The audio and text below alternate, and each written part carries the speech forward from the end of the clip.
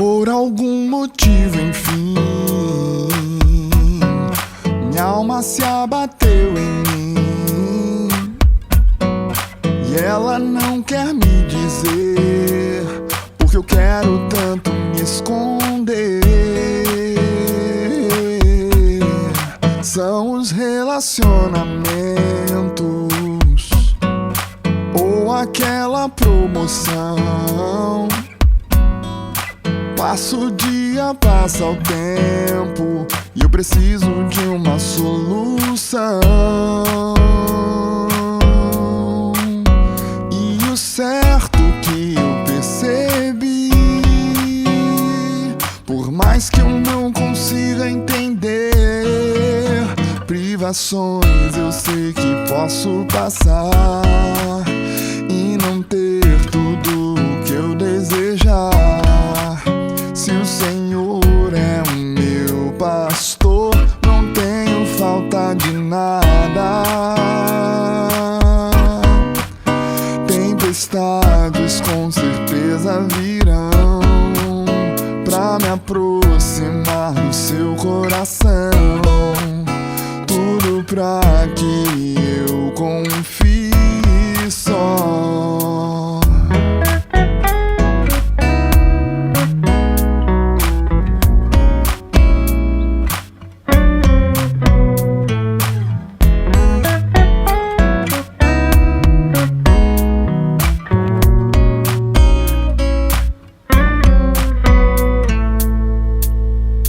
Por algum motivo, enfim, minha alma se abateu em mim, e hoje eu posso enfim dizer: eu preciso tanto de você.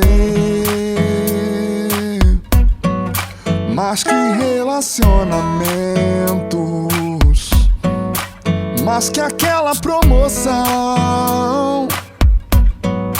Passa o dia, passa o tempo, Cristo segue sendo a solução.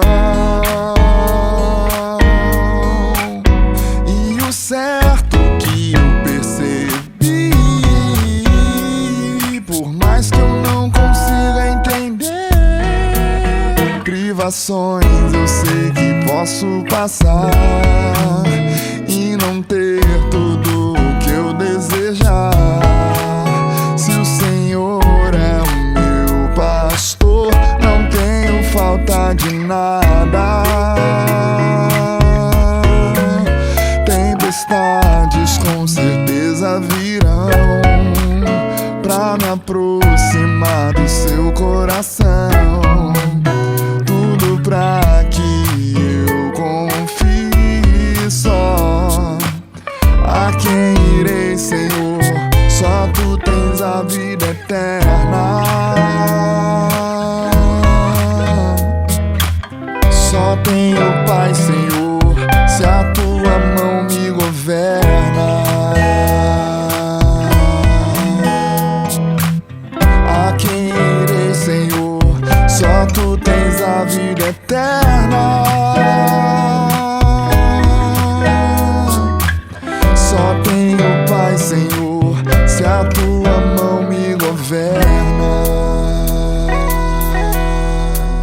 Privações eu sei que posso passar e não ter tudo o que eu desejar.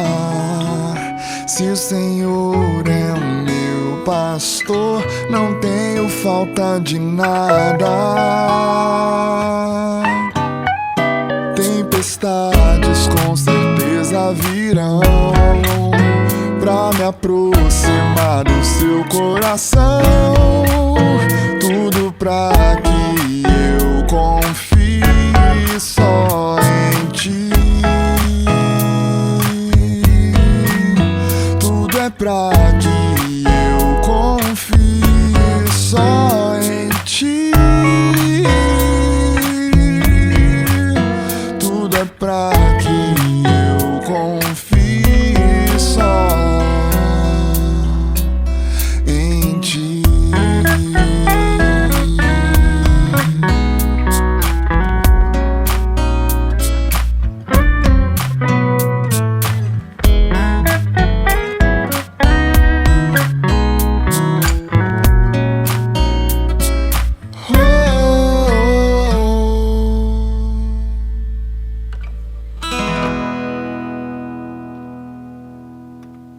já que a proposta é repartir, conversar, bater papo, acho que a gente pode começar com Flecha, né, Flecha? Falando um pouquinho da canção. Sim, Fala aí, sim. filho, um pouquinho da canção Essa com a gente. canção, ela é interessante que ela nasceu alguns anos atrás, aos poucos, assim, mas por algum motivo, enfim, o momento para ela ser liberada foi agora. Aí no início desse ano, eu lembro bem, acho que foi a primeira vez que ela foi, que eu apresentei assim para mais pessoas, né? Foi exatamente na virada do ano, lá no Rio de Janeiro, na casa do Dani. A gente estava lá no Réveillon e apresentamos essa canção. Eu lembro que quando a gente estava apresentando, me bateu uma percepção, né? De, rapaz, a gente está cantando isso no primeiro dia do ano. Será que esse ano vai ter coisas assim que apontem, né, para algo dessa canção, assim, porque é tão forte, né, falar sobre isso. Eu até lembro que parecia até que eu estava sendo meio, talvez para um olhar humano, né, um tanto pessimista, apesar de não ter nada pessimista nisso, eu só vejo bem no que a gente declara, né, nessa canção, mas nunca iria imaginar que ia acontecer o que está acontecendo, né? E eu acho que o que eu acho interessante é que a canção ela nasceu debaixo de uma série de expectativas que eu percebi que eu nutria ao longo dos tempos.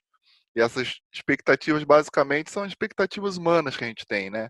De é, é, os anseios que a gente tem, de que se eu tiver determinada coisa, eu vou ser um pouco mais contente, eu vou estar um pouco mais feliz, ou nem.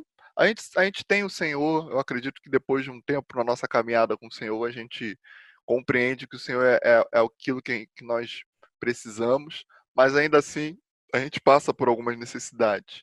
E é interessante perceber que mesmo a gente tendo vivido já o Senhor como nosso Senhor e Salvador, como tendo experimentado que Ele supre as nossas necessidades, vira e mexe, parece que a gente tem que passar pela provinha de entender que Ele é o mesmo e que é Ele que supre as nossas necessidades, né? Eu, eu percebi com o tempo o Senhor batendo de diversas formas essa mesma tecla do Salmo 23, né? Que é dizer que o Senhor é meu pastor, nada me faltará, mas percebendo que havia uma distorção dentro de mim mesmo, dentro do meu coração. Qual era a distorção? A distorção de achar que se o Senhor é meu pastor, nada me faltará. Logo, o nada me faltará eu projetava nas expectativas e desejos que eu tinha e que essas expectativas iriam ser atendidas não no Senhor, mas o Senhor iria me atender. Mas com o passar do tempo, ele foi me relembrando que todas as expectativas que eu tenho, na verdade, elas são supridas no Senhor. E que por ele ser o meu pastor, eu não vou ter falta de nada. Ou seja, como que isso se desdobrava para mim? Se eu estava lá tendo uma necessidade específica, eu começava a orar, Senhor, eu quero um carro, me dá um carro. Quero um carro, me dá um carro. E, e aí eu percebi que o Senhor é, não me deixou faltar mobilidade. Não me deixou faltar a possibilidade, às vezes, de seja um irmão que estava me indo para algum lugar ou me dando condições de pagar um Uber e talvez eu não tivesse o carro que eu desejei, mas não me faltou mobilidade. É, ou em outros momentos, as tribulações ou necessidades que a gente passa nos nossos relacionamentos, né? Que muitas vezes a gente coloca naqueles relacionamentos a expectativa de que vai ser solucionado os nossos problemas. E aí perceber que o Senhor, nele, todas as nossas fontes realmente brotam para satisfazer, inclusive, as necessidades que a gente tem dentro dos nossos relacionamentos, dando graça para saber como lidar, como fazer, como reagir, enfim. E aí, é, mais de uma vez, a tecla que era batida era que eu só encontro a paz que eu necessito, eu só encontro toda a necessidade suprida no Senhor. Para entender que, na verdade, existe uma diferença muito clara entre necessidade e um desejo, né? Um desejo que eu tenho, ou um anseio que eu tenho, ou mais do que isso, às vezes, a expectativa que eu tenho de algo que vai ser suprido e que, na verdade, muitas vezes não é a real necessidade, mas a necessidade no Senhor, ela é sempre suprida, ela é sempre atendida, e vivenciar isso ao longo de alguns dias foi meio que contribuindo para formar esse essa canção, né? Que na verdade foi uma oração que foi repetida, repetida, repetida e tem sido repetida ainda. Agora acho que mais do que nunca, porque relembrar que o Senhor é o meu pastor e que nele eu não vou ter falta de nada, é um consolo a cada dia. E graças a Deus ele tem deixado vivenciar, experimentar algumas coisas assim muito interessantes, pontuais, para mostrar que é dele que vem o sustento, que dinheiro e sustento, na verdade, cai do céu, sim, chama maná, e é ele que manda, porque é o Senhor que manda aquilo que a gente precisa, ele sabe exatamente as necessidades. Se eu falar com vocês, assim, testemunho, coisa muito simples. Às vezes uma alimentação que eu estava pedindo, ou às vezes nem cheguei a pedir, o Senhor ele vai e envia de alguma forma a condição para aquilo. Às vezes necessidades que eu estava passando, e aí num dia eu orava de manhã para o Senhor, acho que seria interessante eu ter determinada ferramenta para um serviço aqui que eu tô vivenciando. Aí no mesmo dia, antes de eu até ter expressado aquela oração assim com mais força, um outro irmão vem, ó, toma isso aqui. Aí eu, mas por quê? Cara, toma. E foi o Senhor, né? E aí pontos assim muito específicos, onde parece que ele sempre dava a piscadinha dele e dizia, só para relembrar você de que você tem em mim tudo aquilo que você precisa. E eu creio que isso se estende para cada um de nós, porque o Senhor é o nosso pastor e nele nós não vamos ter falta de nada. Amém. Amém. Sobre essa canção do Flecha, eu queria falar assim, algumas coisas com vocês, né? Achei até que foi legal. Até achei que ele ia cantar uma outra. Essa aí, Salve Esteja, não é tão nova assim pra gente. Uhum. Já está tocando todo dia. Dizer que ele fosse tocar uma outra inédita. Mas essa canção, eu sempre que posso, eu comento o seguinte sobre ela. Primeiro, que o Flecha pôde fazer uma correção muito legal, que os músicos, compositores cristãos, eles seguem acreditando, de repente, numa liberdade que tem, né? Uma liberdade poética, né? Tem um termo assim, né, Flash, que o cara usa, como é que dá o nome? Sim, é liberdade poética mesmo. Liberdade Que aí, poética. em Então, o nome cara, disso, a às vezes o pessoa cara faz. inventa, né? Inventa. Uhum. Aí, então, em geral, os músicos evangélicos cantam para onde irei, Senhor? Para onde irei? Para onde irei, Senhor? Para onde? Os músicos evangélicos fazem isso. Só que Pedro não fez essa pergunta lá em João 6. Pedro perguntou para quem iremos. E existe uma diferença muito grande entre para onde eu vou, para quem eu vou. Porque se eu defino para quem eu vou, o lugar não é importante. O mais importante é a companhia. Se eu definir que é o lugar, aí a companhia não é importante. Aí qualquer um pode ser minha companhia, se eu achar que o lugar é que é mais importante. Né?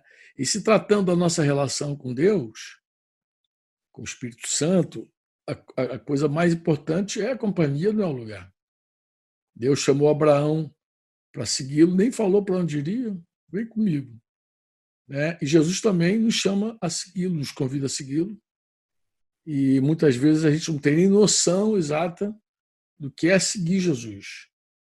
Onde é que nós vamos chegar seguindo Jesus? Mas para nós não é importante o lugar. De repente, nem o destino é importante para nós. O importante para nós é a companhia.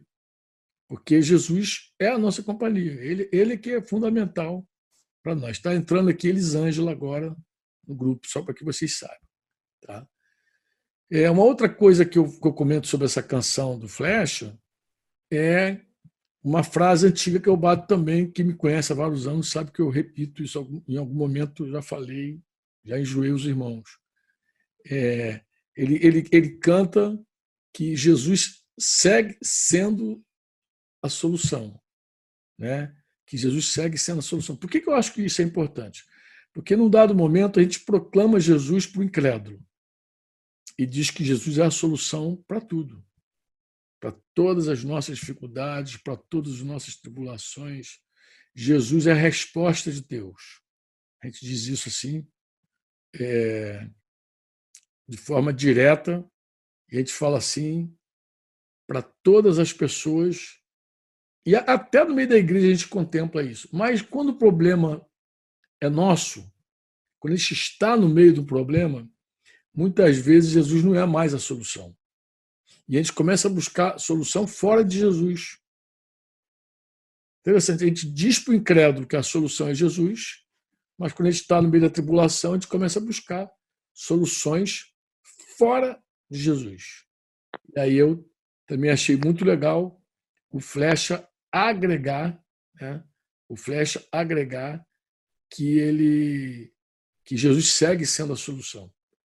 E obviamente, um outro ponto que ele fala, e hoje, por coincidência santa, hoje eu recebi de duas pessoas aquela mensagem Crescendo em Fé, que eu ministrei lá em Cabo Frio, lembra, Flecha? Você falou, acho que daí que veio a frase, né? Sim, Tempestades, exatamente. com certeza virão para me aproximar do teu coração. Então, nessa mensagem Crescendo em Fé lá em Cabo Frio, eu falo do propósito da prova, que é nos levar para Deus, né? E a prova, ela, em geral, Deus nos prova nos extremos. Deus prova cada um de nós no muito e no pouco. Então, se você está passando uma abundância agora, Deus está te provando. Se você está passando falta, Deus está te provando também. Deus prova o homem na honra e na desonra. Quando o cara está sendo honrado, ele está sendo provado. Quando ele está sendo desonrado, ele está sendo provado também. Você é provado quando você é exaltado, mas quando você é humilhado também. Então, esses extremos da vida, eles, em geral, nos provam, né? Nos provam, e nós sabemos que a prova é uma forma de Deus falar com a gente, vem para cá, vem para mim, né? Se estamos alegres, cantamos louvores. Se estamos tristes, angustiados, se estamos sofrendo, fazemos orações. Então, nos extremos, é uma maneira da gente ouvir o Senhor falando conosco, e é uma resposta também que a gente dá para Deus, né, nos extremos. Eu acredito que por isso também foi adicionado ao pacto conjugal, o casamento, aquela célebre, não é nem pergunta, é um compromisso que a pessoa assume, né? Na alegria, na tristeza, na riqueza, na pobreza, né? No muito, no pouco, até que a morte nos separe.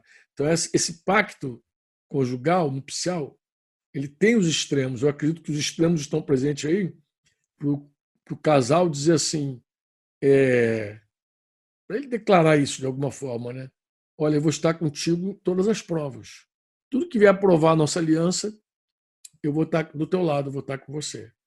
E eu achei muito legal o Flecha agregar a essa canção, essa frase, essa poesia. Tempestades, com certeza virão, para me aproximar do teu coração. E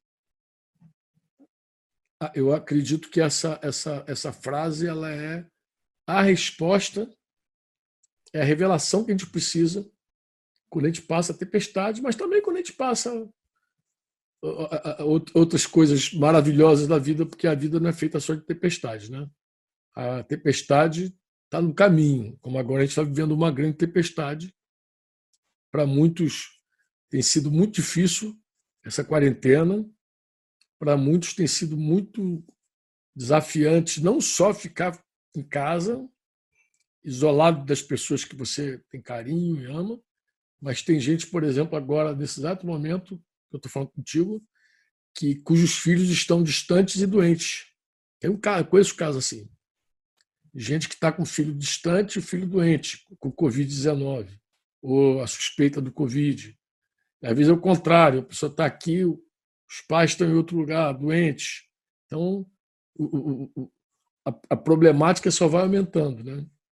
Além disso, as pessoas ficam à mercê de muitas notícias também. Tem gente que fica o dia inteiro na televisão ouvindo notícia. Aí já bate no desespero, porque como os homens não sabem absolutamente nada sobre o assunto, então a pessoa fica mais confusa do que orientada, né? Como as notícias elas são às vezes até contraditórias, aí as pessoas acabam não sabendo o que fazer. Buscam orientação no Egito e o Egito está desorientado, está igual aquela bússola maluca, eles não sabem nada e a pessoa fica mais desorientada ainda. Então, em geral, esse tempo, essa quarentena tem sido uma grande prova, uma grande tempestade, né? Mas a resposta, como a canção do meu amigo Flecha aí sugere, se a tempestade vem, é para me aproximar de ti, é para que eu possa te buscar de verdade, né? Que eu possa te buscar de verdade para saber aquilo que está no teu coração. Então, eu achei muito legal Flecha tocar essa canção. Brotou. Eu estava, coincidentemente, lá naquele dia 31 com Flecha, na casa do Daniel, da Yasmin lá, reunido com um grupo como a gente está aqui agora, só que ela não era de forma remota, né? A gente estava lá ao vivo e a cores, né, Flecha? Verdade, Mas apresentei 2 canções lá no dia, né? foi duas Essa pessoas. e a outra. Não paro. Foi Não Não paro, Paro. exatamente. Foi, exatamente.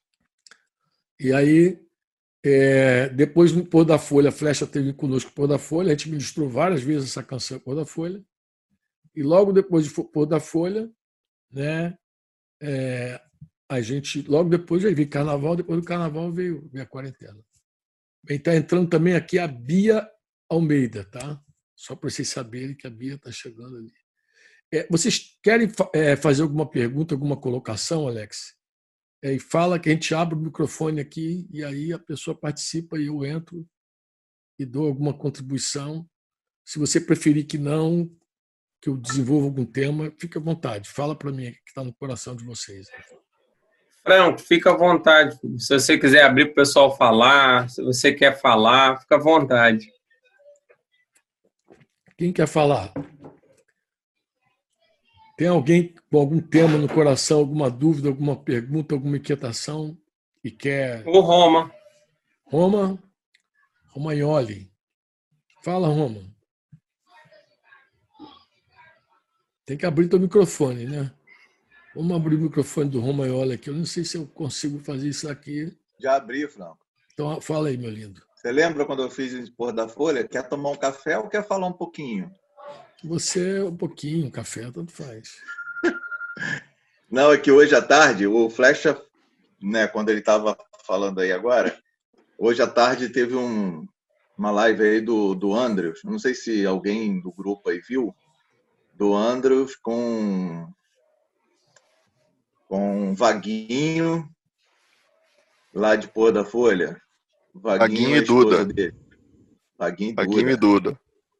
Alguém viu a live dele? E completa isso testifica isso que o Flecha aí falou, né? Ele lá conversando lá com o Andros, ele falou que quando ele foi enviado para lá, ele, né, aí teve marcar o casamento e não tinha absolutamente nada. Então a gente estava lá, né? Hã? A gente estava lá. Estava lá. Não, mas daí lá eu soube de um pouquinho, né? Mas hoje ele contou, os detalhes, e a parte que eu vi, que ele não tinha absolutamente nada. O Vaguinho, brincalhão do jeito que é, falou assim, acho que nós compramos toalhinha de prato e não sei o quê. O resto, cara, foi tudo fé, foi a fé, oração. Então, eles foram sendo abençoados com tudo. E, assim, é uma coisa que, se você for ver uma explicação, né? É Deus, é mão de Deus cuidando, é mão de Deus providenciando. Até a festa, ele falou, cara, foi uma festa de princesa. foi uma festa onde eles ganharam absolutamente tudo, e depois ele acrescentou sobre a lua de mel. Ele falou, cara, quando a gente vamos para a lua de mel, na lua de mel eles não tinham um tostão para ir, e de repente tiveram uma lua de mel assim espetacular, né? Lá em Maceió, se não me engano. Então é mão de Deus, é o cuidado de Deus com aquele que busca, né? Busca a palavra, busca Deus. Então isso aí vem a testificar o que o Flecheiro acabou de falar agora, né? A situação deles lá do Vaguinho, lá em Porto da Folha. Então eles depositaram, Senhor, eu não sei, mas vamos orar para que isso aconteça. E realmente foi acontecer, e testifica aí o que o Flecha mencionou anteriormente aí. Ok, amado. Alguém mais quer agregar alguma coisa aí? Eu gostaria de tirar uma dúvida. Boa noite. Fala, Otávio. Boa noite. Tudo bem? Bem. Boa noite. Meu líder é o Alex e o Rodrigo, né? Eu me batizei em setembro, sou bem garoto, bem bebê ainda. E aconteceu comigo há 2 meses, como alguns aqui sabem, nem todos sabem. 3h30 da manhã, eu fui... Sabe como que se ouve aquela voz assim, a Gideão? No meu ouvido, eu acordei assustado. Chamei a minha esposa, que é a Ciara, que está aí. Ela não soube me explicar. O Rodrigo me explicou, mais ou menos. E hoje a Lídia colocou sobre Gideão no Facebook. Eu gostaria de entender essa mensagem, que eu fiquei meio encucado. Até agora eu não entendi por que eu acordei com esse sopro falando Gideão para mim. É isso. Bem, eu acredito que você pode ter 2 caminhos para andar, Otávio. Primeiro é você ir lá no livro de Juízes e conhecer a história de Gideão mesmo, ler inteirinha, esperando que Deus fale algo contigo. Leia toda a história, coração, e diga, Senhor, já que tu me despertou aqui com o nome Gideão, fala comigo aqui no meu coração. Agora, quando a gente lê a história de Gideão, agora eu vou falar para você da história de Gideão assim, um pouquinho, né? A gente percebe que Gideão recebeu um chamado de Deus para julgar Israel de uma certa forma, mas ele precisava livrar Israel das mãos do inimigo. Era uma guerra. E ele não se via em nenhuma condição de fazer. Ele se considerava o menor dos menores. Ele dizia que a casa dele era menor, a família dele era menor, e na família dele era menor. Então ele não se via em nenhuma condição de fazer. E é interessante que esse homem que não via nenhuma condição de produzir e fazer nada, ele não apenas se levantou, não apenas ele pediu sinais a Deus, Deus convenceu ele de que realmente estava chamando ele, e esse homem, então, reuniu um exército de milhares. E Deus não quis dar vitória a ele com milhares. Então, Deus reduziu o exército dele para 300. Aí se tornou a coisa assim, ainda mais absurda ainda. Quer dizer, os milhares que ele tinha já era muito inferior ao inimigo, ao número do inimigo, muito inferior.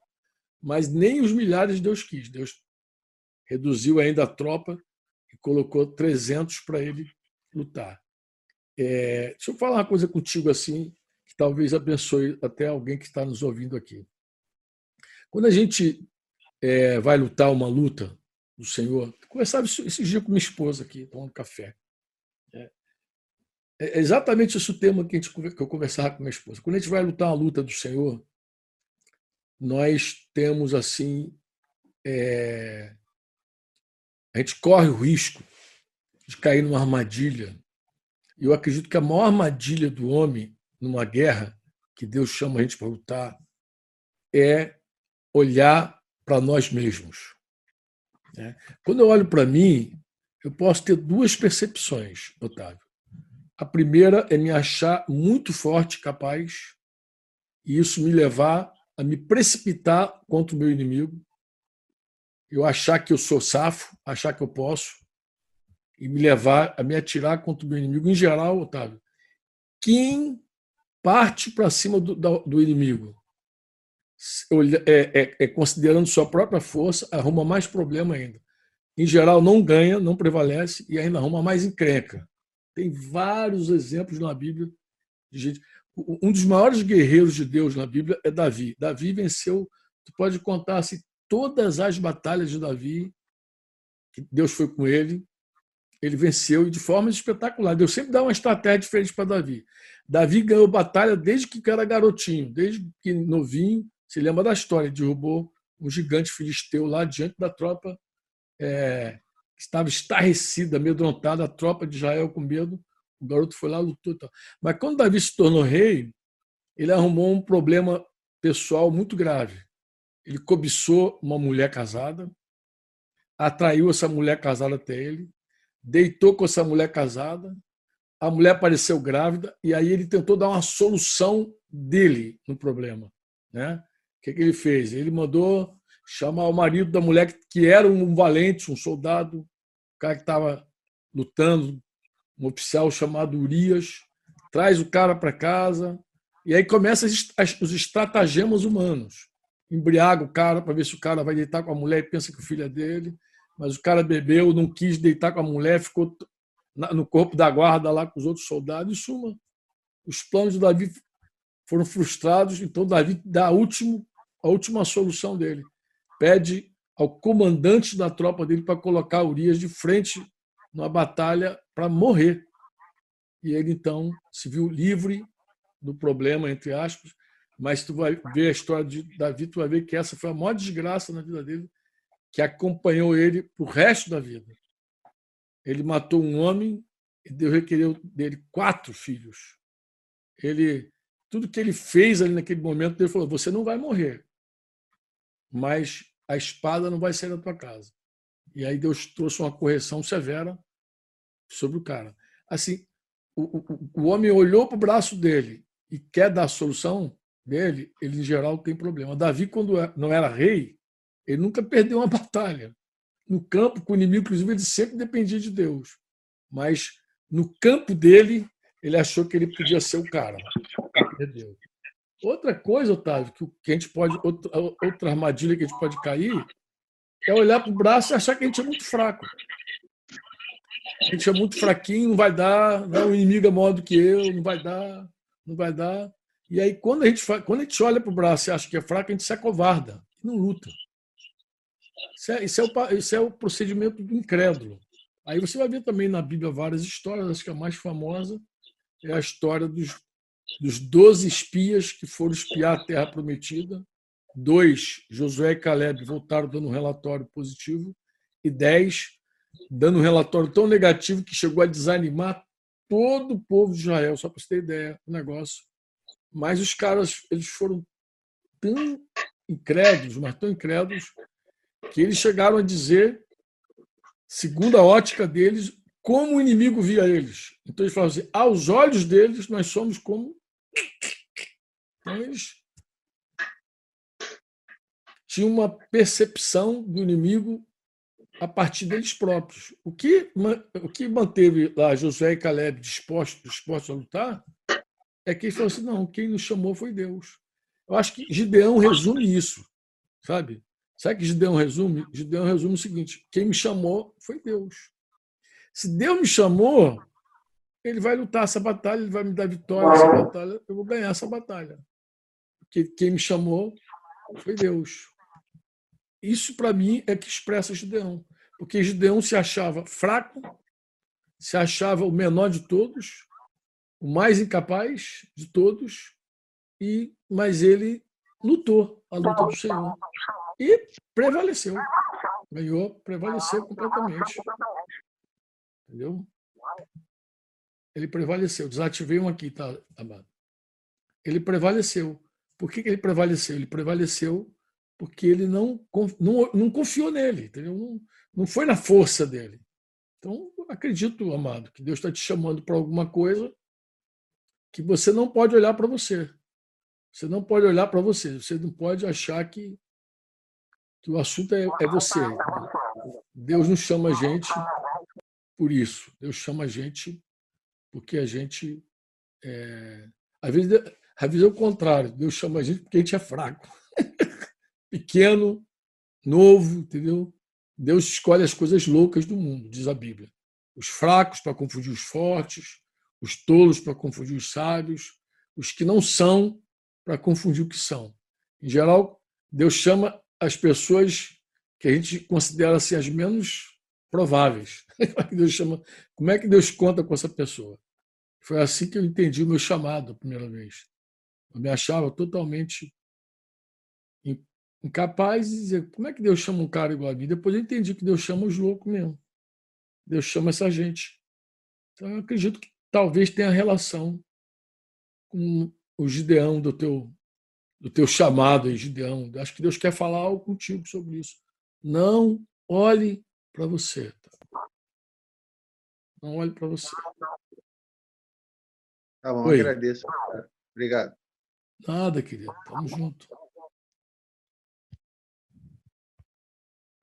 Se alguém mais quiser falar alguma coisa aí, agregar alguma coisa ou fazer alguma consulta, uma pergunta, só levantar a mãozinha.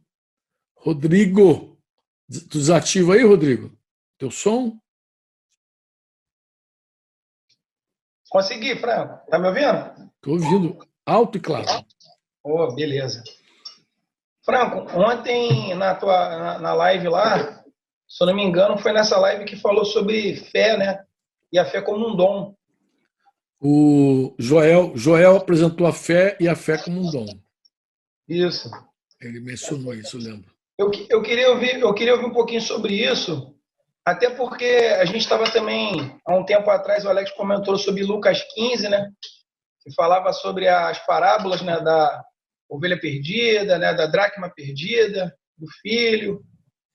E nesse tempo que a gente está vivendo, né, a gente vive uma mistura de emoções, né, porque é preocupação financeira, é preocupação com a saúde, é preocupação com a família, não deixar a missão que Deus nos deu de pregar o evangelho, né, da gente conseguir resgatar aquele que se desviou, aquele que está perto da gente, como uma estratégia também de pregar o evangelho, mas também poder entender até para que essa fé como um dom, porque eu creio que isso quando a gente entender, vai ser um desejo para todos nós, poder nos fortalecer.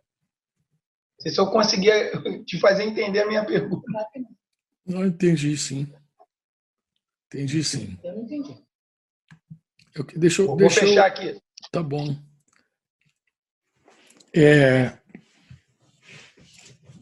A fé, que existe a fé, uma fé que é natural do homem.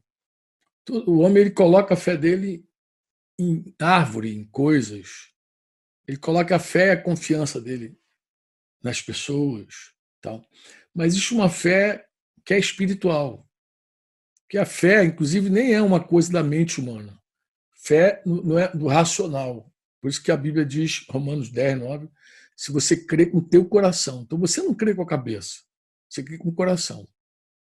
Então, quando ele diz que é um dom, porque ela é inerente ao teu espírito.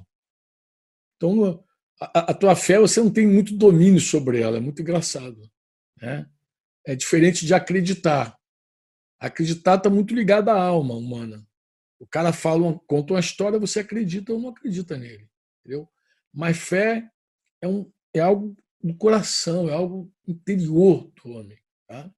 Fé, a gente tem, a gente coloca em Deus, finalmente, quando a gente teme a Deus. O temor do Senhor, a gente leva ele a sério de verdade, aí a gente passa a colocar a nossa fé em Deus. Por isso que é o mandamento, por isso que o Evangelho diz: arrependa-se e creia. Né? Arrependimento e fé, lá de Hebreus 6, é a base. Não lançando de novo a base. O arrependimento de obras mortas, fé em Deus. Arrependimento de obras mortas é eu desacreditar, eu me arrepender, eu mudar a minha mentalidade com relação a tudo que eu fui capaz de fazer nessa vida. De produzir de bom e de ruim.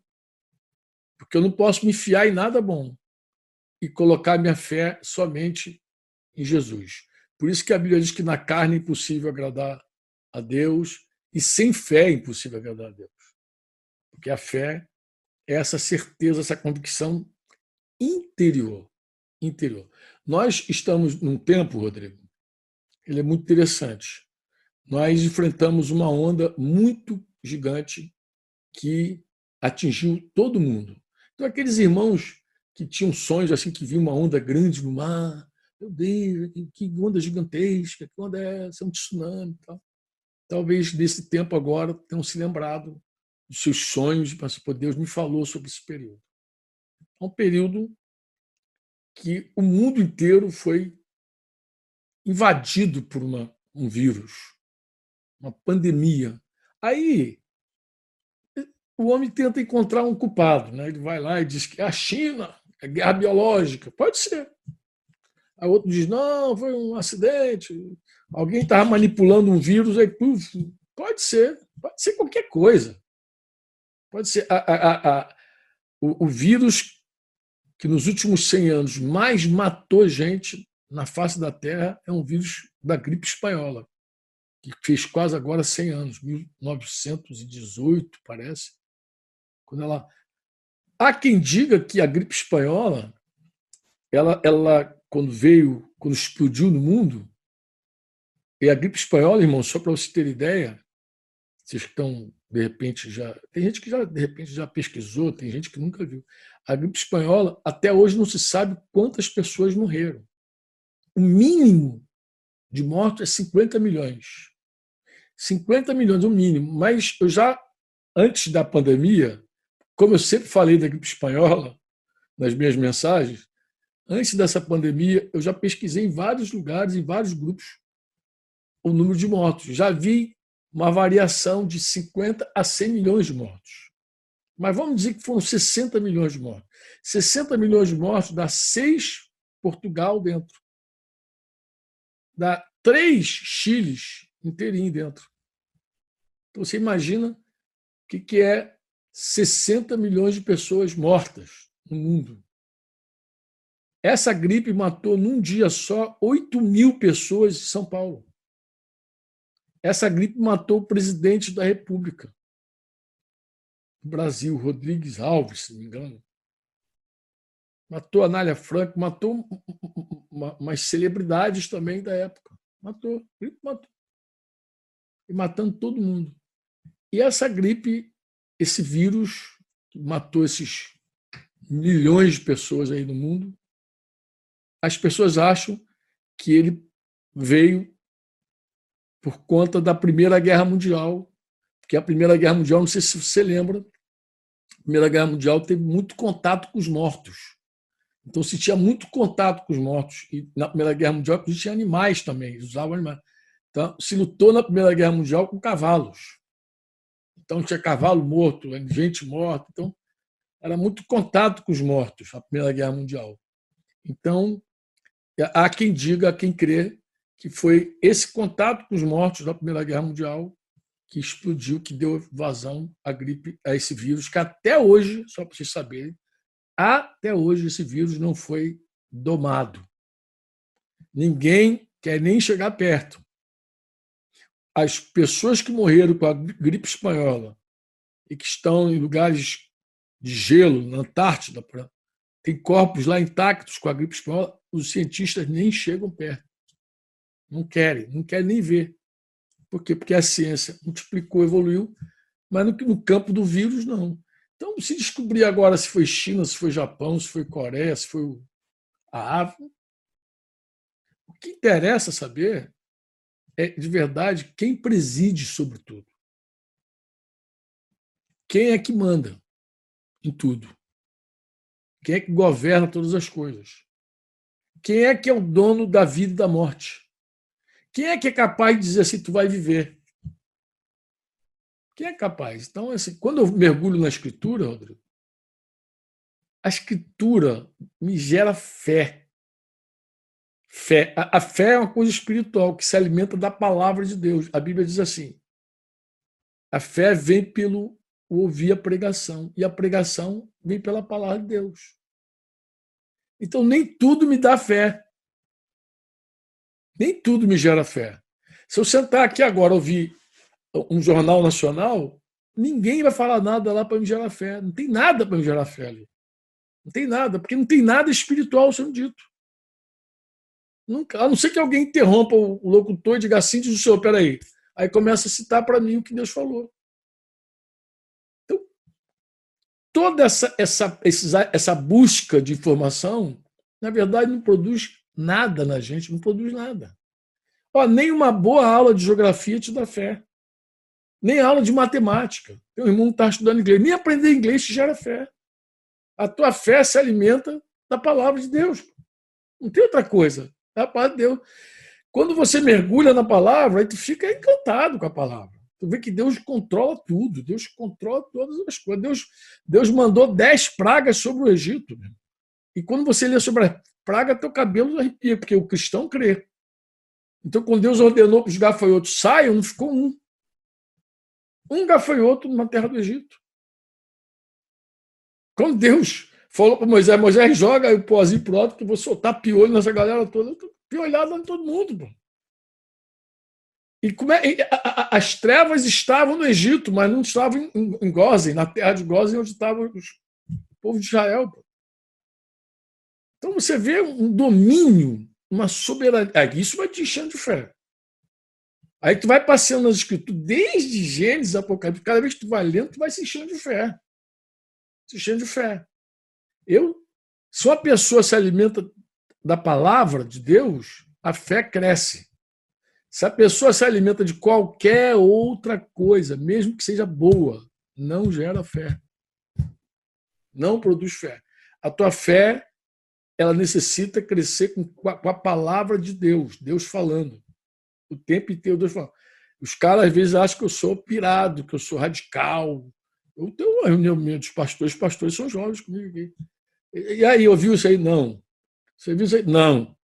Não. O que é que você fala? Bíblia. Eu ouço a Bíblia. Quando eu tenho uma informação, é que eles mesmos dão lá no grupo. Pelo contrário, não me interessa. Não quero saber. Você vai ficar alienado? Não, amado. Quem tem a última notícia é Deus. O homem não tem a última notícia. Quem tem é Deus. Pô. Eu não estou alienado. Estou antenado com tudo. Estou antenado com o melhor que existe.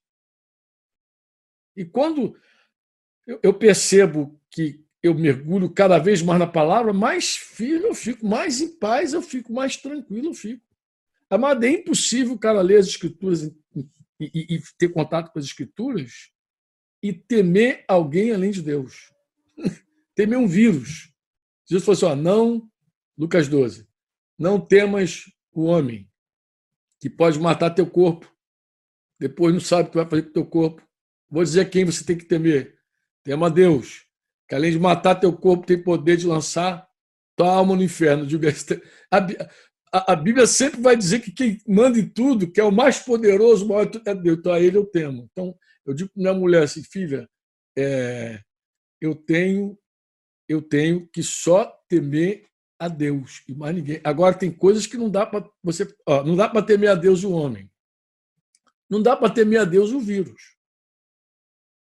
Não dá para temer a Deus e o vírus. Tem coisa que as pessoas falam assim como se fosse estremecer, sabe? Tem nenhum problema. Mas aí você, pô, Franco está cheio de ousadia. Não, amado. É que quanto mais perto das escrituras eu estou, mais confiado eu estou. Eu não tenho que temer um vírus ou o que as pessoas dizem. Eu tenho que temer o que Deus falou. Deus falou que digno de honra é o matrimônio sem mácula. É o leito sem... É ele que falou isso. Que julgará os adultos. Então, se ele vai julgar os adultos, tem que ter medo, pô.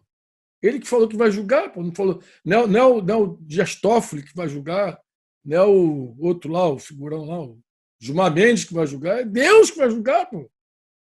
Será que alguém escapa da mão do Senhor? Claro, eu falando isso, tem duas classes de gente. Tem gente que acredita piamente no que eu estou falando, porque isso é verdade que o Franco está falando. Que crê nas escrituras, crê em Deus, e tem gente que não crê, tem gente que questiona. Aí, quando a pessoa questiona, eu digo, cara, você precisa crer em Jesus. Pô. Você tem que crer na palavra de Deus, você tem que crer na pregação da escritura. Quem quem creu na nossa pregação. Mas a Bíblia sempre tem uma pregação para todos os tempos, tá, amados? Não sei se vocês sabem disso, para todos os tempos. Agora, Rodrigo, nós temos que proclamar para os incrédulos, precisamos mesmo. Mas o nosso trampolim sempre foi a igreja.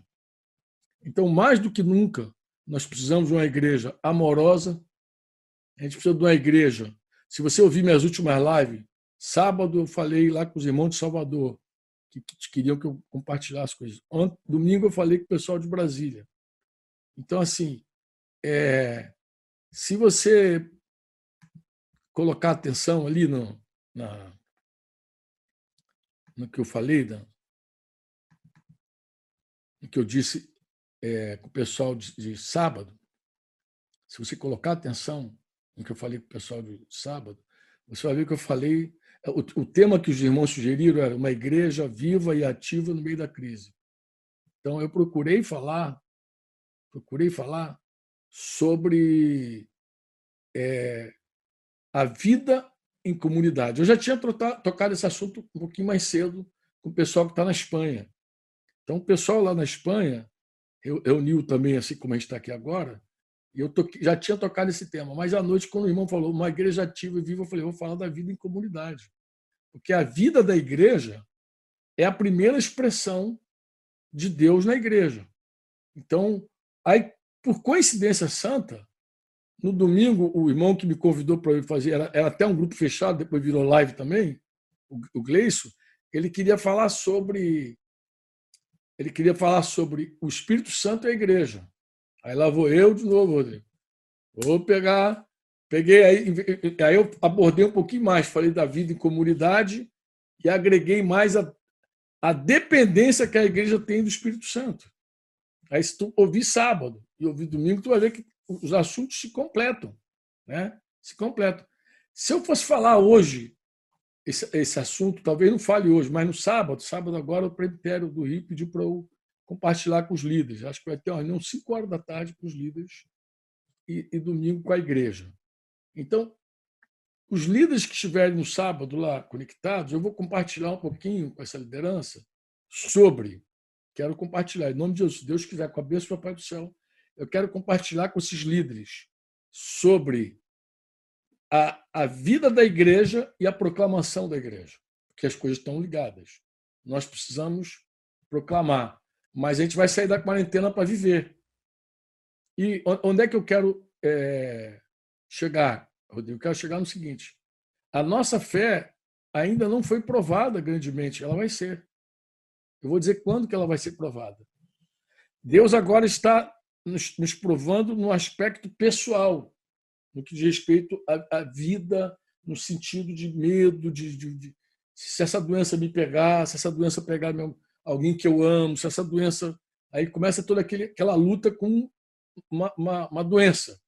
Mas está todo mundo em casa. A maior parte das famílias estão juntas no seu lar. Isso no mundo todo está assim. Eu fiz reunião com o pessoal de Portugal há uma semana, agora acho que tem uma semana e pouquinho, agora no sábado, com o pessoal da Espanha, a Europa toda, todo mundo em casa. Então está todo mundo em família. Mas daqui a pouco, Rodrigo, a gente vai sair de casa e vai vir uma outra onda, Rodrigo. Que onda que vai vir? Vai vir uma onda na economia forte, vai vir um impacto na economia. Porque esse tempo todo parado, essa conta, alguém vai pagar, e não são os poderosos que vão pagar. Não são os dominadores desse mundo tenebroso que vão pagar. Quem vai pagar são os menores. Então, quando o negócio sobrar para os menores, é provável que a gente passe problemas que a gente essa geração nunca tenha passado. Eu sou de um tempo, talvez um ou outro que esteja me ouvindo viveu isso, ouviu, mas eu sou de um tempo que não se comia carne todo dia. Só comia carne uma vez por semana e olha lá. Era um franguinho no domingo com a família, entendeu? Macarronada. Cara, esse tempo da minha infância, da minha adolescência, ele sucumbiu. Hoje, a gente é de uma geração que o pessoal joga comida fora. Desperdiça comida. Eu tenho um problema que até hoje o pessoal me zoa. que se me servir, eu vou comer até o último grão de arroz do prato. Por que tu, cara, tu não quer, deixa para lá. Eu falei, cara, eu não consigo. Quando eu era criança, minha mãe dizia que era pecado deixar. Então, eu sou um problema. Eu tenho que servir e comer. Então, quando eu olho para essa geração nova que larga comida no prato, e vejo vários fazendo isso aí, irmãos, isso aí, eu fico com o coração apertado. Mas eu sei que, de repente, é porque eu nunca... Eu vim de um outro tempo. Eu não nasci como eles nasceram, onde tudo é fartura, tem tudo, entendeu? Então, talvez, eu acredito até que isso vai surgir, nesse tempo agora, talvez a gente tenha que apertar o cinto. Talvez algumas facilidades vão desaparecer. Aí tem gente sonhando com isso direto, gente sonhando, falando, tem trombeta tocando para tudo que é lado. Então, talvez a coisa tome essa configuração. Não sei se vocês me entendem, quantos de vocês estão me entendendo. Mas talvez a coisa aperte. Quando a coisa apertar, Rodrigo, aí, meu amado, aí eu te falo, aí a chapa vai esquentar mesmo, entendeu?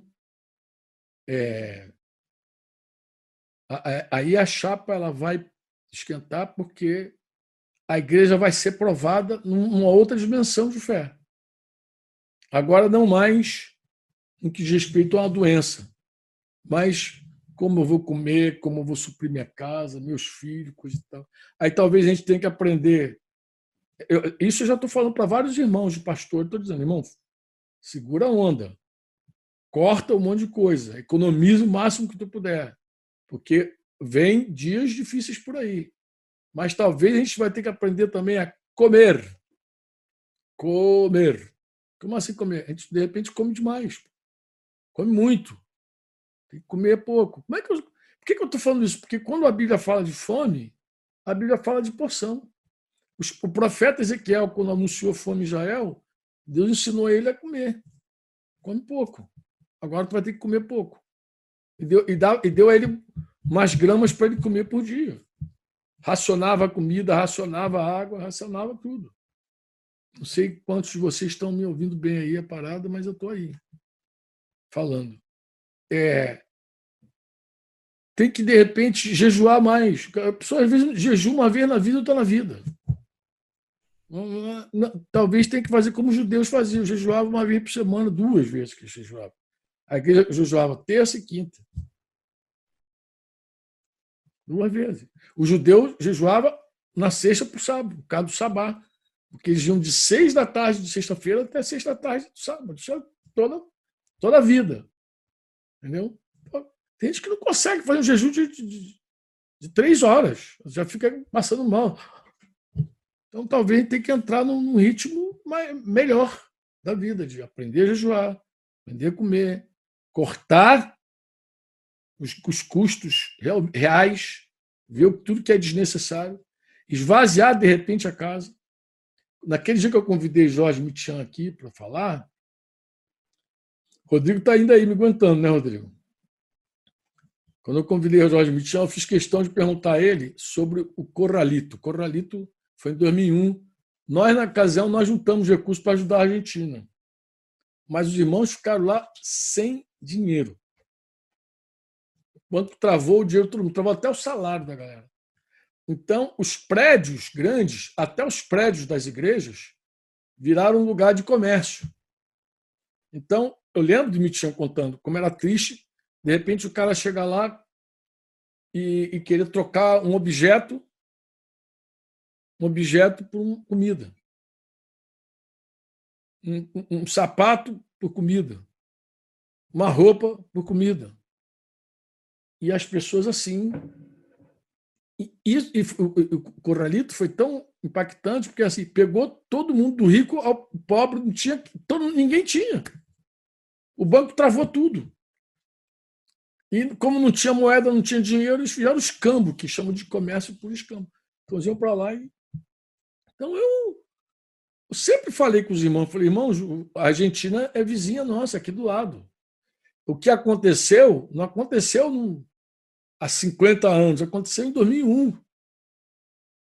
Foi aqui do lado, em 2001. Tu acha que a gente está livre de um negócio desse?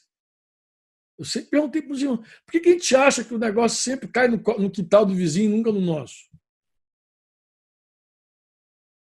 Por quê?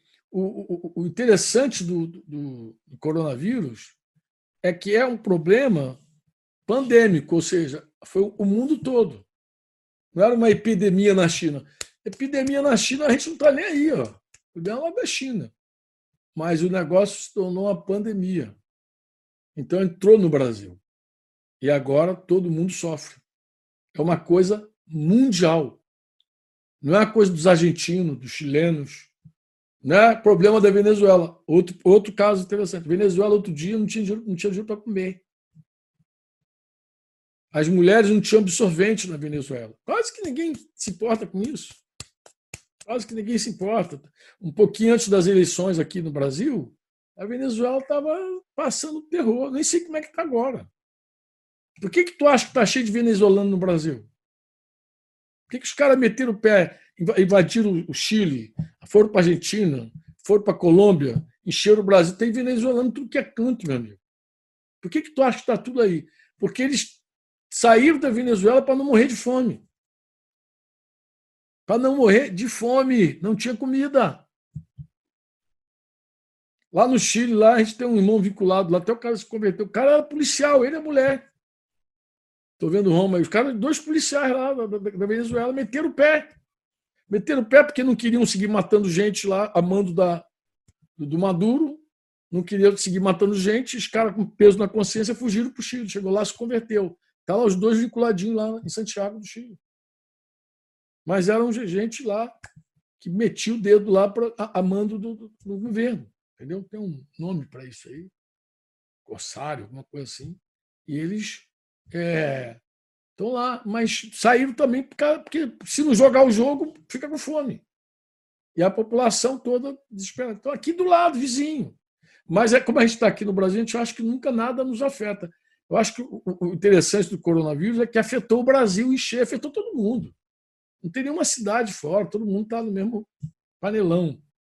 Todo mundo passando a mesma situação. Shopping center aqui não abre. Aí também não. Aqui um shopping de 25 anos, um shopping menor um pouco, decretou falência, fechou. Está sabendo, né, Flecha? Tem um shoppingzinho aqui, eu não me lembro agora o nome do shopping, mas pediu falência. Fechou as portas. Então, o shoppingzinho fechou, desemprego total. Agora, isso aí, em algum momento, vai respingar. Onde é que eu penso que a gente tem que entrar, Rodrigo? A gente tem que entrar assim. A hora que sair a quarentena, nós temos que repensar a nossa vida de igreja, de comunidade. E temos que ter um testemunho que seja um trampolim, uma vitrine para a gente proclamar Jesus. Olha, amado, Jesus que orou. Eles sejam um, para que o mundo creia. Então, a nossa unidade, nessa hora de desgraça, é que vai, de verdade, favorecer a nossa pregação. Agora, tudo isso aí passa realmente pela fé. É fé mesmo. Porque ou a gente crê tudo que está escrito, em tudo que Deus falou sobre a igreja, tudo que para nós foi revelado como igreja, ou, meu irmão, a gente vai seguir na quarentena. Na quarentena do egoísmo, na quarentena do egocentrismo, na quarentena do meu primeiro, senão vou cuidar de mim, aí vai seguir aí vai ser uma pregação de um lado, uma vida de outro lado. Então eu acredito que o nosso maior desafio está por vir, não está agora. Eu acredito que o que mais vai provar a nossa fé ainda virá. Não estou sendo um profeta pessimista, não, até porque eu acho que isso é bom. É igual a música do Flecha. Parece que é ruim, mas é bom, entendeu? Não. Vai provar a gente. Outra coisa, Digão, vai amadurecer a gente como igreja, porque a gente já não tá. Eu não aguento mais ver tanta carnalidade de crente. Tem crente brigando na internet. Tem pastor brigando com cantora gospel. Agora, a última é um pastor brigando, sendo processado por uma menina.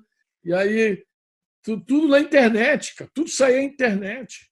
A igreja lavando roupa suja na internet para o incrédulo ver. O incrédulo já não precisa ver nossas caquinhas para falar mal da gente. E nem dá para dizer, Rodrigo, que não somos nós, porque somos nós somos uma única família.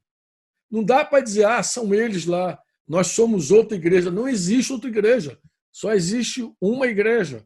O Pai é nosso, o pão é nosso e o pecado também é nosso. Perdoa os nossos pecados. Não tem como dizer que o pai dele é outro. Não é. O pai desses gospel todinho é nosso pai. E a gente olha, eu falei isso para Dede, eu falei, Dede, olha só, Dede, meu amor. Olha, ela que me contou essa história. Franco, sabe aquele pastor que canta aquela... tá assim, nem me fala, meu amor. Fala, não, que eu não quero nem saber dessa história. Mas quando ela fala isso, o que eu falo? Eu digo assim, é por isso que a gente tem que ser provado. É por isso que a tribulação tem que vir até nós. Porque a tribulação, segundo Paulo e segundo Tiago, Tiago diz que tribulação produz perseverança. Ele falou, alegre-se quando passar por tribulação, alegre-se, porque isso vai gerar perseverança. Paulo, lá em Romanos 5, vai mais longe. Ele vai dizer que a tribulação, a gente tem que se gloriar nela. Por quê? Porque ela produz perseverança, produz experiência, produz esperança. Falei, meu amor, você conta essas coisas e eu me convenço a cada dia que a tribulação tem que pegar a gente. Senão, como é que esse povo vai crescer? Sem tribulação? Sem aquilo que nos força a crescer? Porque ensino não está entrando. Comunhão não está entrando. Nada está entrando. A tribulação tem que entrar, pô. Algo tem que fazer bem para a gente, pô. Verdade. Nada mais funciona, algo tem que funcionar. Não sei se me entende. Franco, teve uma vez que eu lembro também que Paulo falava que ele aprendeu em tempos de muito viver com muito, em tempos de pouco e sem sofrer, né? É só isso que eu queria comentar, que eu lembrei dessa passagem. Filipenses, quando ele fala que tudo posso naquele que me fortalece, ele diz assim, em tudo eu fui experimentado. Na fartura, na falta. Eu sei tanto ter abundância, sei passar necessidade também, sei ser honrado, sei ser humilhado. Eu estou experimentando tudo isso. Porque a tribulação produz essa experiência na nossa vida. Então, assim, você olha um bando de crente infantil. Quantos somos aqui nesse grupo hoje? Aqui? Quantos somos? Somos o quê? 20 e quanto? 22? 22. 22. Então, presta atenção no que eu vou falar. Daqui, só o Otávio, é Otávio que falou aqui? Foi? Eu tenho uma pergunta depois, tá? Tá bom. Adriana. Tá bom, Adriana. Então, vamos pegar aqui. Só o Otávio, talvez, não sei se tem outro, mas o Otávio é novo convertido. Vamos fazer de contas que só o Otávio é novo convertido. Tá bom? Então, a gente só pode esperar carnalidade do Otávio. Vamos fazer de contas que a maior parte dos crentes que tem mais de 3 anos de evangelho. O que se espera de um crente com mais de 3 anos de evangelho? E tem. O que se espera? Se espera maturidade, se espera espiritualidade. Espera gente que já está sendo presidida pelo Espírito, que toma decisões pela fé, não por sentimento, por emoção, por razão, por vontade. Uma pessoa que está sendo presidida na carne ainda é débil, que está brigando por qualquer coisinha, está brigando com o marido, com coisinhas carnais. Mano, tu acha que Deus não vai meter fogo aí, você? Tu acha que Deus vai deixar você 10 anos, 15 anos na carnalidade, dedo no olho, brigando com qualquer carnalidade? Não vai, Deus não vai assistir esse negócio desse jeito. Deus não vai. Então, a gente pode tirar o nosso cavalinho da chuva. Deus vai trabalhar na nossa vida, Deus vai produzir algo que vai nos fazer amadurecer. Entendeu? E, nesse sentido, a tribulação funciona. Está escrito, Romanos 5, Tiago 1, está escrito. Funciona. Quando a gente é atribulado, a coisa funciona. Não é o que de verdade, não é o que eu gostaria, mas nem para a minha vida, nem para a vida de ninguém. Você sabe, eu tenho meus filhos no Senhor. Agora sou avô, tenho netos também. Eu não gostaria que... Eu podia falar com meu filho. Eu falei, filho, até como pai, eu gostaria que ninguém passasse tribulação. Mas, filho, é inevitável. Tribulação produz perseverança, produz esperança, produz esperança. Então, tem coisa que é resultado. Tem coisa que é resultado. Você não é perseverante por imposição de mãos. A perseverança é resultado da tribulação. Você não tem experiência porque alguém orou por você. Vem cá, irmão, vou orar por você, tu vai ficar cheio de experiência. Agora não é, meu filho. Passou pelo problema. Você viveu o problema. Aí você tem experiência. Entendeu? A tua esperança não é resultado de uma profecia que você recebeu. O irmão lá, agora recebe aí que Deus está te dando esperança. Não é, mano. É produto. Esperança é produto. É resultado de fogo na gente. Entendeu? Quem falou que ia ter uma pergunta? Adriana, que falou que ia ter uma pergunta aí para fazer. Fui eu. Cadê a Adriana? Está no nome de Heráclito. Ah, tá lá. Já vi aqui. Você estava falando de ondas. Eu lembro que teve uma época na minha vida, já convertida, que eu sonhei muito com eu andando na terra, só que aí vinha encontro de águas limpas e águas barrentas e águas pretas. Eu até cheguei a comentar com a irmã e assim, eu tive esse sonho umas 4 ou 5 vezes. Esse sonho sempre me apavorou, mas assim, eu nunca tive revelação do sonho. Sim. Entendeu? É uma pergunta que eu tenho. Você está achando que agora muita coisa que você sonhou está fazendo sentido, está se encontrando, se encaixando. Você está vendo essas confusões todas. É provável. Realmente é provável. As pessoas estão tão apavoradas, assim, estão com mais medo da doença. Eu tenho visto, assim, pelo meu ver, tá? Que as pessoas têm mais apavoradas com a doença do que parar de fazer alguma coisa, entendeu? Por exemplo, eu tenho meus defeitos. Aí eu estou mais preocupada agora em ficar sem dinheiro do que consertar os meus defeitos, como assim, de procurar Deus. Sim. Tá entendendo? Eu estou vendo mais que a pessoa está mais apavorada com o dinheiro do que com a doença, ou se Jesus vai voltar agora. Tá entendendo? Tô falando? Ah, estou entendendo, sim. Eu entendo o que Deus está te falando. Deus está dizendo para você que tem coisas que são mais importantes na vida, né? E uma coisa mais importante é ser transformada realmente por Ele, ser moldada por Ele. Mais importante do que ter ou não ter dinheiro.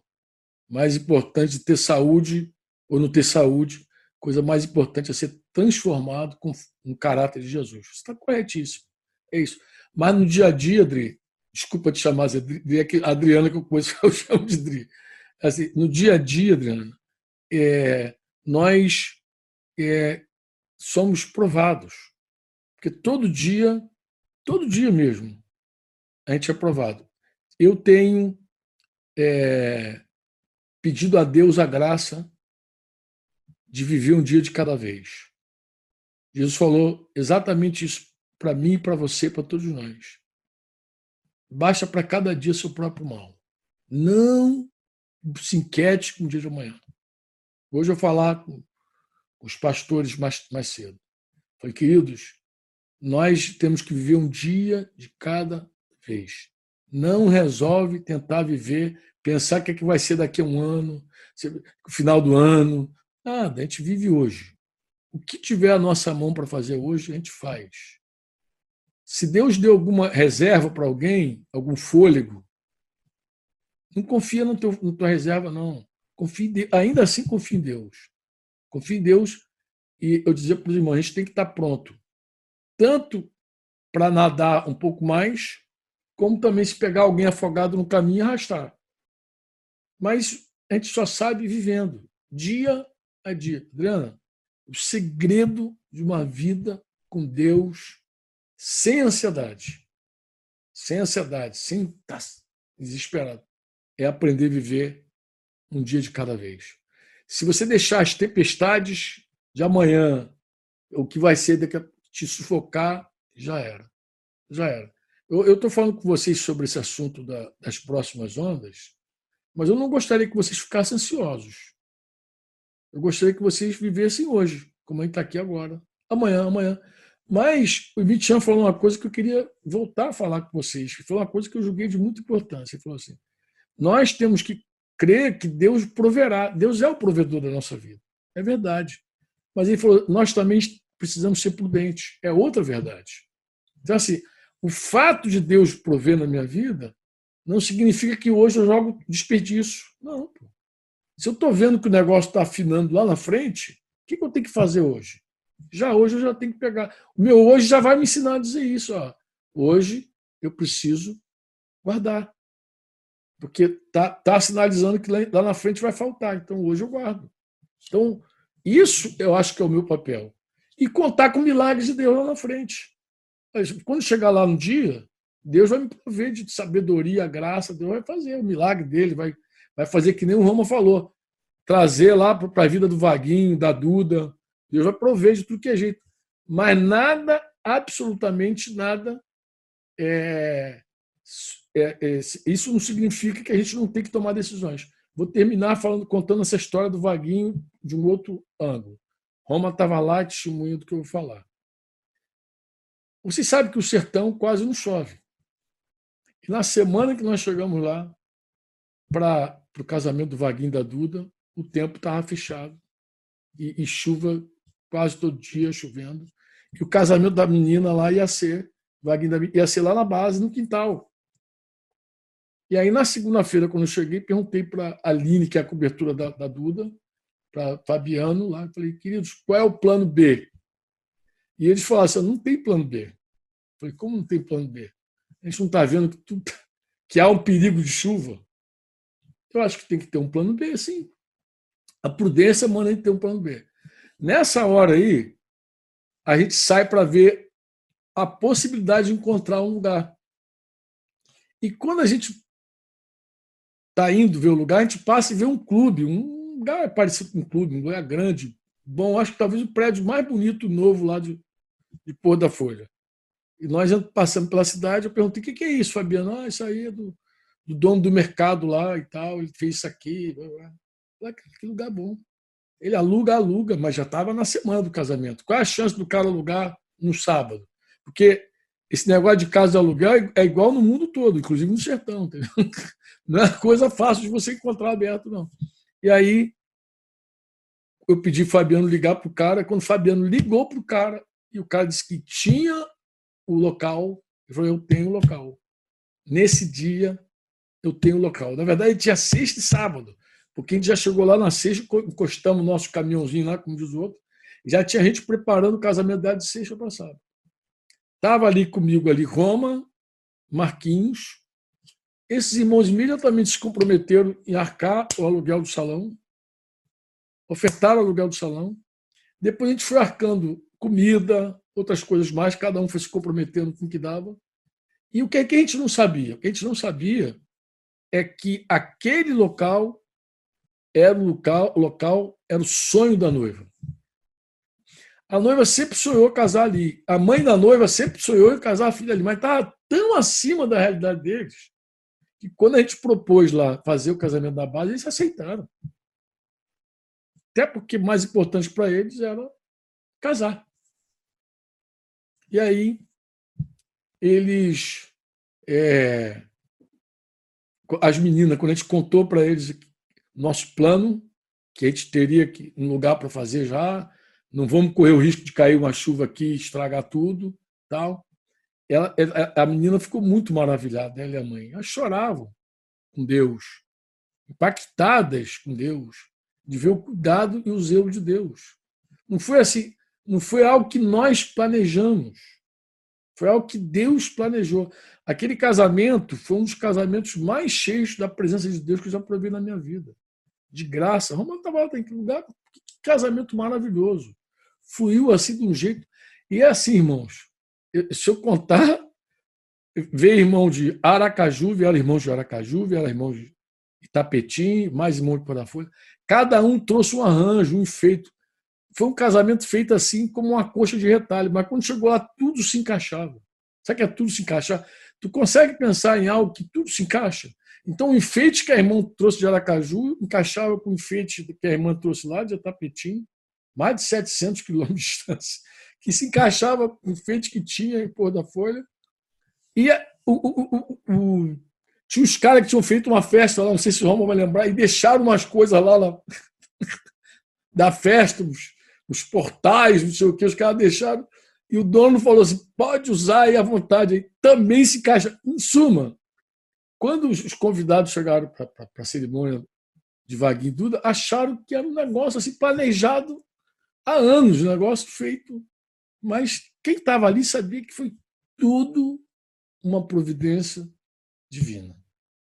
Tudo Deus fazendo. Então, isso a gente tem que confiar e crer. Deus provê todas as coisas. Mas vê que interessante, na segunda-feira eu cheguei lá desafiando eles à prudência. Falei, não, a gente tem que ter um plano B. Se a gente não tivesse saído por aquele plano B, talvez nada daquilo tivesse acontecido. Eu acho que tem uma... A gente conta com a providência, a gente conta com milagres de Deus, a gente conta com a ação poderosa de Deus. Mas nós também andamos em prudência. Andamos em prudência. Eu não falo para vocês ficarem ansiosos por nada. Isso é pecado. Ficar ansioso vai gerar só guerra no teu coração. Mas eu falo para você confiar em Deus, mas hoje, tomar medidas na tua vida, já percebendo o que vem por aí. Porque vem coisas por aí, ninguém é bobo, ninguém é cego.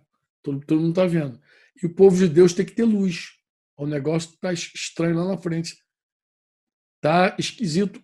A tempestade está se formando. Então, o que a gente vai fazer? A gente vai reduzir velocidade, liga o farol de milha, está se formando. Não tem por que a gente enfrentar uma coisa que a gente está vendo que está se formando de forma imprudente. Lá em países que cai neve, como o Chile, eu não sei se vocês sabem, mas quando você dirige sobre a neve, tem que colocar umas correntes no pneu. Então, você chegou num lugar que começou a nevar, tu para o carro, coloca as correntes no pneu. Porque se você não colocar as correntes, você depois sofre um acidente. Então, coloca, porque neve é igual sabão, meu filho. Você freia e o carro vai embora. Então, você tem que ter aquelas correntes. Tira, coloca as correntes. Então, se você está vendo que o céu está mirando, que ali, aí você também não age com imprudência. Mesmo sabendo que Deus livra, que Deus guarda, que Deus protege, você tem que ter uma certa prudência, uma sabedoria.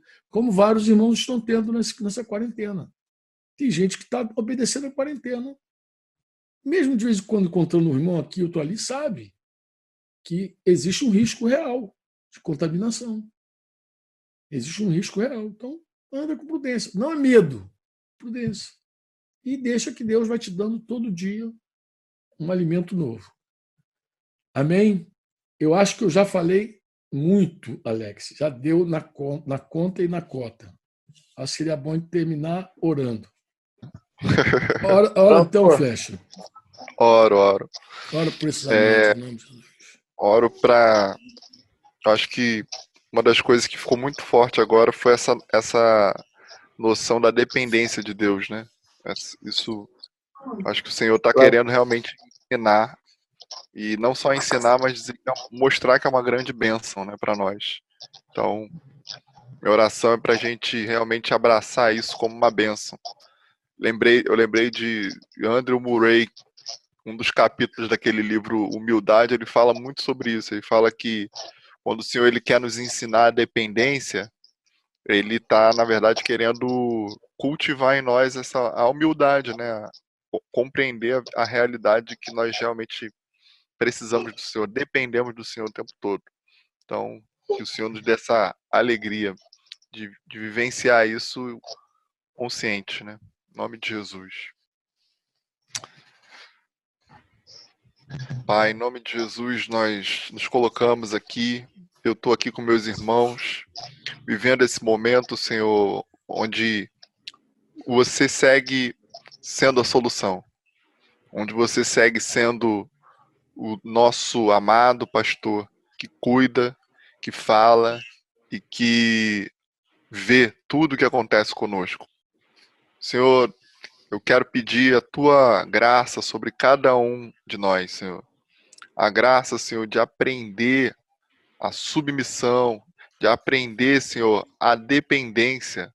A dependência, Senhor, que é Senhor, algo que te alegra, Senhor, tanto, Pai, a ver em nós, Senhor, por conta do que ela nos leva, Senhor, a viver, Senhor, da humildade, da mansidão, de reconhecer que tudo vem de Ti, Senhor.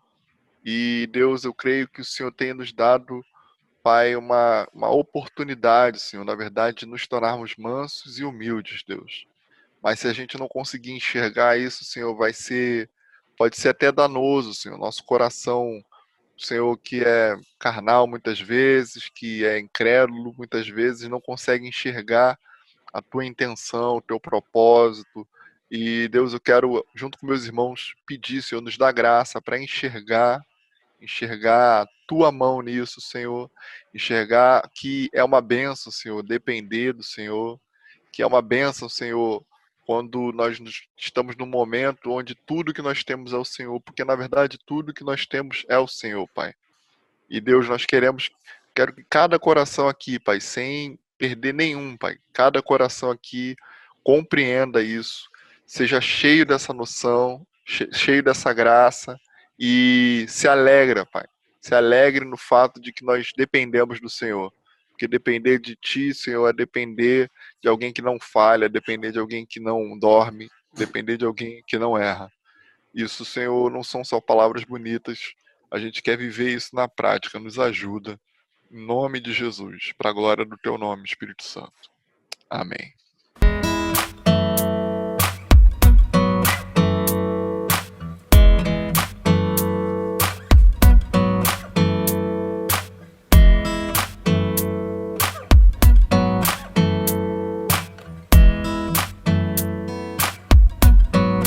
Por algum motivo, enfim,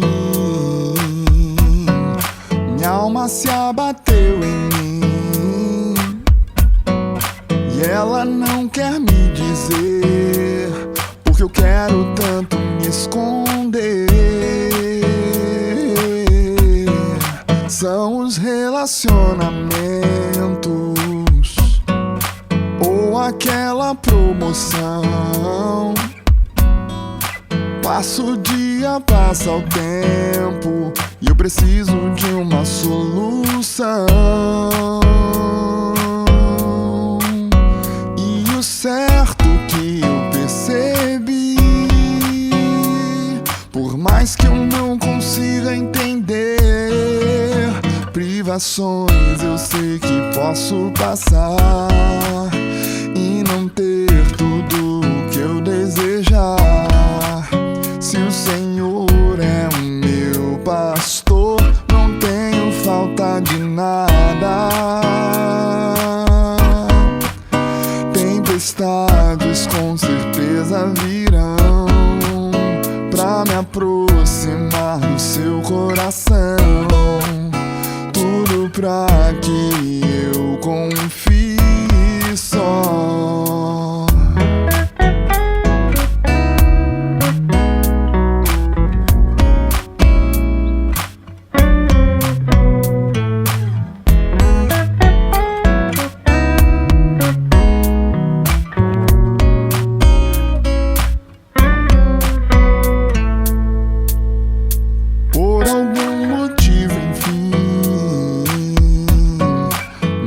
Se abateu em mim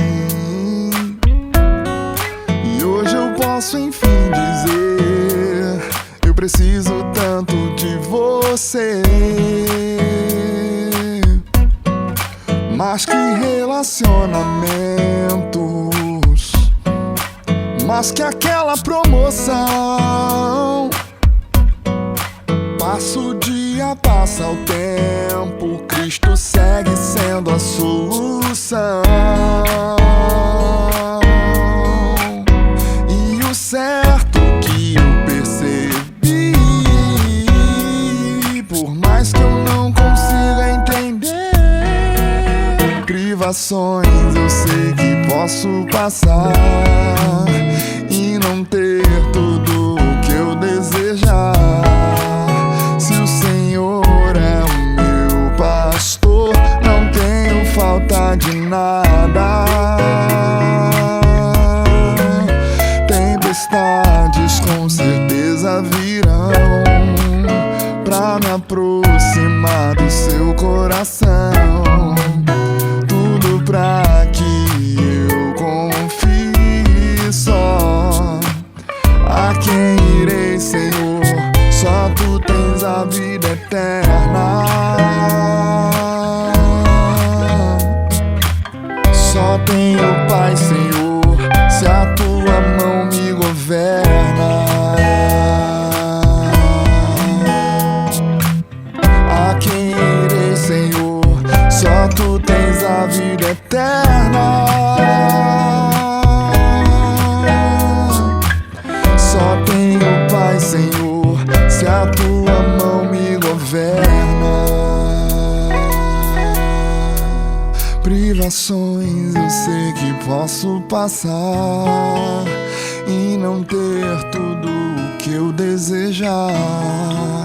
Se o Senhor é o meu pastor, não tenho falta de nada.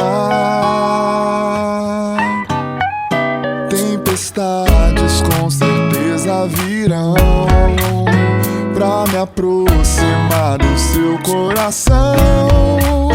Tudo pra